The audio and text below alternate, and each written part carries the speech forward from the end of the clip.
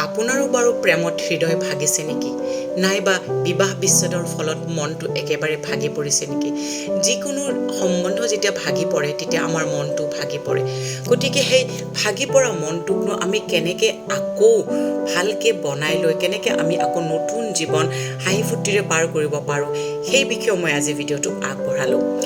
যদি আপোনাৰ ৰিলেশ্যনশ্বিপ ভাঙি গৈছে আৰু সেই ৰিলেশ্যনশ্বিপটোত আপুনি আৰু কেতিয়াও ঘূৰি যোৱাৰ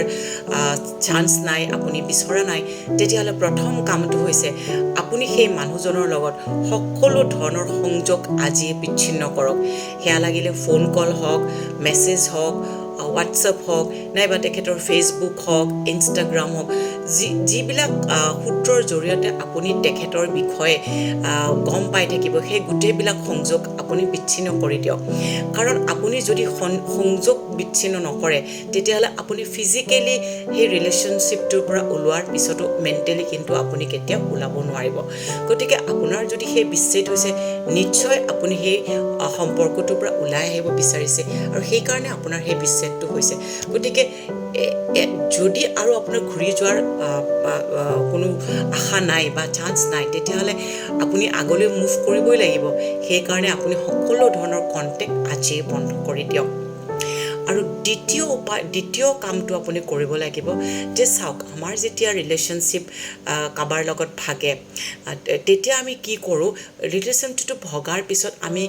সেই ৰিলেশ্যনত থকা সময়ৰ ভাল কথাবোৰ মনত কৰি আমি বৰ দুখ কৰি থাকোঁ বা আমি মনত কিবা পেইন ফিল কৰি থাকোঁ আৰু চাবচোন আমি যেতিয়া ৰিলেশ্যনশ্বিপত থাকোঁ তেতিয়া কিন্তু ভালবোৰ কেতিয়াও অনুভৱ নকৰোঁ তেতিয়া সদায় আমি বেয়াবোৰে অনুভৱ কৰোঁ খালি যেতিয়া ৰিলেশ্যনশ্বিপটো ব্ৰেক হৈ যায় তেতিয়াহে আমি আকৌ ভালবোৰ অনুভৱ কৰি আমি দুখ পাই থাকোঁ গতিকে আপুনি যিহেতু সেই সম্পৰ্কটোৰ পৰা ওলাই আহিলে গতিকে আজি আকৌ সেই ভাল কথাবোৰ মনত কৰি নিজকে আঘাত দিয়াৰ কোনো প্ৰয়োজন নাই গতিকে ভাল কথাবোৰ মনত কৰাতকৈ যদি আপোনাৰ কি বেয়া ঘটনা হৈছিল সেইবোৰ মনলৈ আহে তেতিয়াহ'লে এই সম্পৰ্কটো ভাঙি যোৱা দুখটো আপোনাৰ কমি যাব এইটো মানে এনেকুৱা হ'ব যে এটা বিষে আৰু এটা বিষক খাই পেলাব যদি আপোনাৰ সেই ৰিলেশ্যনশ্বিপটো থকা সময়ত কথাবোৰ মনত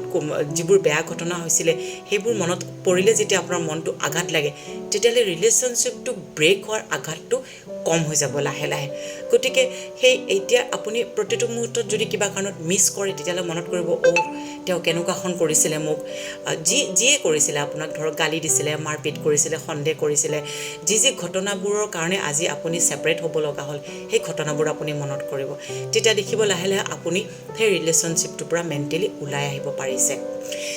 তৃতীয়তে আপুনি কৰিব লাগিব কি যে আপুনি এতিয়া নিজৰ সেলফ কেয়াৰ কৰিব লাগিব কেনেকৈ আপুনি ফিজিকেলি আৰু মেণ্টেলি মানুহজন বা মানুহগৰাকী ঠিক হৈ থাকে তাৰ ওপৰত ধ্যান দিব লাগিব তাৰে কাৰণে আপুনি এখন নতুন নিজৰ দৈনন্দিন ৰুটিন প্ৰস্তুত কৰি উলিয়াব লাগিব যেনেকৈ আপুনি যদি যোগ অভ্যাস আজিলৈকে কৰা নাই তেতিয়া আজিয়ে আপুনি যোগ অভ্যাস আপুনি আৰম্ভ কৰি দিয়ক আপুনি ইউটিউব চালেই আপুনি নিজে ঘৰতে বহি যোগ অভ্যাস কৰিব পাৰিব আজিয়ে আপুনি যোগ অভ্যাস আৰম্ভ কৰি দিয়ক তাৰ লগতে আৰম্ভ কৰি দিয়ক আপুনি মেডিটেশ্যন কৰা ধ্যান কৰা আমি সকলোৱে জানো যে মেডিটেশ্যন হৈছে এনেকুৱা এটা উপায় যিয়ে আমাৰ মনটো শান্ত কৰি তুলিব পাৰে গতিকে আপুনি যদি ডেইলি মেডিটেশ্যন কৰিবলৈ আৰম্ভ কৰে দেখিব লাহে লাহে আপোনাৰ মনটো শান্ত হৈ গৈছে মেডিটেশ্যন কৰাৰ লগে লগে আপুনি কিছুমান মোটিভেশ্যনেল ভিডিঅ' চাব পাৰে পজিটিভ কথা কোৱা আজিকালি মোটিভেশ্যনেল ভিডিঅ' আমি যেতিয়া পজিটিভ কথা শুনো তেতিয়া আমাৰ মনত থকা নিগেটিভ ভাৱবিলাকৰ পৰা আমি লাহে লাহে ওলাই আহিব পাৰোঁ সেইকাৰণে সেই সময়ত পজিটিভ কথা শুনাটো তেনেই দৰকাৰ তাৰপিছত আপুনি অলপমান ফিজিকেল এক্টিভিটি কৰিব লাগিব আপুনি জিম কৰিব পাৰে দৌৰিব পাৰে এইবিলাকেও আপোনাক যথেষ্ট সহায় কৰিব আপুনি কিতাপ পঢ়িব পাৰে নতুন কিতাপ আপুনি পঢ়িব পাৰে যিবিলাকে আপোনাক সহায় কৰিব তাৰপিছত চতুৰ্থটো হৈছে যে আপুনি নিজকে ক্ষমা কৰিব পাৰিব লাগিব বহুত সময়ত কি হয় যদি আমাৰ কিবা ৰিলেশ্যনশ্বিপ ব্ৰেক হয় আমি বহুত পিছত আমি নিজকে দুখ দি থাকোঁ যে এইটো মোৰ ভুলৰ কাৰণে হ'ল বা কিবা হ'ল গতিকে যিটো ঘটনা হ'ল হৈ গ'ল এতিয়া আৰু সেইটোৰ কাৰণে নিজকে দুখ কৰি থাকি লাভ নাই সেয়ে আপুনি যি ঘটনা হৈছে তাৰ কাৰণে আপুনি ছেল্ফ ফৰগিভনেছ তাৰমানে নিজকে ক্ষমা কৰি দিয়ক তাৰ পিছৰটো হৈছে 5 নম্বৰটো উপায়টো হৈছে যে যেতিয়া এই ফেজটোৰ থ্ৰুৰে আপুনি গৈ থাকে তেতিয়া কেতিয়াও আপুনি নিজে অকলে টাইম স্পেণ্ড নকৰিব, কাৰণ অকলে টাইম স্পেণ্ড কৰিলে আপোনাৰ ডিপ্ৰেশ্যন হৈ যাব। কি কৰিব, আপুনি ছ'চিয়েলাইজিং কৰিব। ছ'চিয়েলাইজিং মানে আপুনি আপোনাৰ ফ্ৰেণ্ডছ, ৰিলেটিভ, যাৰ লগতে আপোনাৰ টাইম স্পেণ্ড কৰি ভাল লাগে সেইবিলাক মানুহৰ লগত আপুনি যথেষ্ট টাইম স্পেণ্ড কৰিব চেষ্টা কৰিব। আপোনাৰ জীৱনতো নিশ্চয় এনেকুৱা বন্ধু বান্ধৱী আছে যাক আপুনি মনৰ কথা খুলি ক'ব পাৰে, কাৰণ কেতিয়াবা কি হয় আমি আমাৰ মনৰ কথাখিনি যদি কাৰোবাক খুলি কওঁ তেতিয়া আমি বন্ধু বান্ধৱীৰ পৰাও কিছু উপদেশ পাওঁ। সেই মৰম সনা উপদেশে আমাৰ আঘাতত এটা মলমৰ নিচিনাকৈ কাম কৰে। গতিকে অকলে বহি নাথাকি আপুনি ফ্ৰেণ্ডছৰ লগত কানেক্টত থাকক। তাৰ পিছত আপোনাৰ লাষ্টৰটো হৈছে কি, এতিয়া যিহেতু আপোনাৰ এটা নতুন জীৱন আৰম্ভ হ'ব, তাৰে কাৰণে আপুনি ভৱিষ্যতৰ কাৰণে এটা ভাল প্লেনিং কৰি লওক যে আপুনি আহি থকা দিনত কি কৰিব বিচাৰিছে।